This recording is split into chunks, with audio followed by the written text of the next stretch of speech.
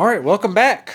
I wanted to give an update on the inline 6 250 4.1. As you can see, we have it disassembled and we got some carnage. One of the things you notice here, we already pulled out cylinder number 1, and I'll flip it over here in a second. But this cam does have some rust on it. Boom, boom. And over here, boom, boom. And the reason why is our own fault. Is we pulled the distributor to go on a 292 a couple of months prior, but the truck had a hood on it, and then it didn't. Someone took the hood and exposed it to elements. We should have stuck something in it, but we never would have thought we wanted this engine. Other than that, it just looks like an engine from the bottom end with a lot of miles. My plan is, the next couple of weeks, is take this fully apart and look at everything else. There was no gunk in our oil screen. Other than that, fairly simple from the bottom end, other than that rust. And I don't know if I can get a machine shop to polish that out or not. I'll try to get y'all where y'all can see it without losing light. But yeah, it's kind of, don't look pitted. I don't know. I need some professional advisement on that. But let me get it flipped over and we'll show you all the other side. Here's our pile of parts. I got to get go to Home Depot and get a Tupperware box, where you want to call it, box to put everything in. But we got like our timing cover. We labeled all our bolts and put it in. I want to definitely save all this, especially our AC compressor. The alternator looked, well, it says remanufactured there. Hopefully it's still good. Here's our head.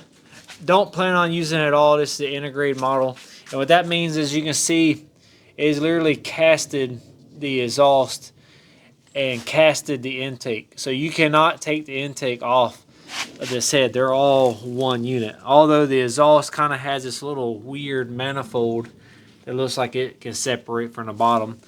But it's a 2-barrel in as far as the carburetor, and then it actually has some type of dual exhaust. But from what I understand, that these things were casted so bad from the factory, they flow horrible, and it's just junk. And then you got all the EGR ports that are all around it. So we're not planning on using it, but we are planning on using this. The actual water pump looked like it was replaced. I don't know, got some pitting, but so yeah, that's the update on all the parts we got on the ground. So now we got the engine flipped back on the other side. Well, let's come back to that one. But cylinder 2 actually doesn't look too bad. Cylinder 3 doesn't look too bad. 4.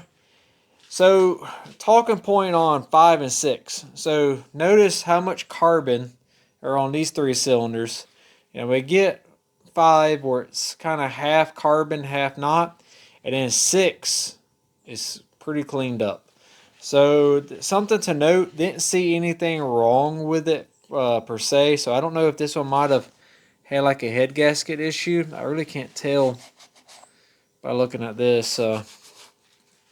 But just something that I noticed. And these did have water in it. But the cylinders were not rusted.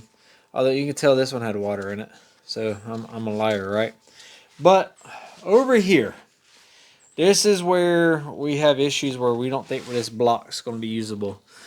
Right here is, you can see there's like a little gouge right there. It kind of creases over.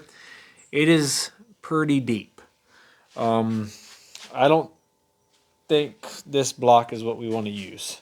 And let me show you the piston. Here's the piston. I've put it in my parts cleaner, but the piston is, look at that, caked in mess. And literally piston ring, see that top piston ring there? It fell, had pieces of piston ring falling out. You can see, oh, look at that. The landing is gone. So one of the things you notice here at the 9 o'clock position, looks like something fell in it. Something dropped, maybe a screw or something, I don't know. And then the edges is all chopped up. So that piston is toast. And let's go back to the engine. So Uncle Jimmy has another engine that we can make two into one. He really needed, his engine has a bad crank in it. This crank so far appears to be good. That's what we need to inspect. But we think we can take some of the parts that he has from mini inline sixes he has and make the two into one. So let's look at this again, but see the weird spot in the cylinder, but we don't see anything over here.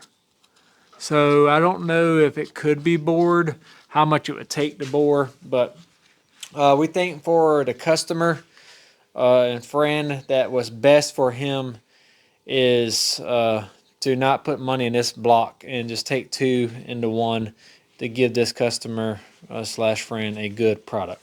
But that's the update on the inline six. That's probably what we're going to do. And we'll shoot another video when we have more progress. Kind of unfortunate, but we got it from a junkyard. It's kind of what you expect.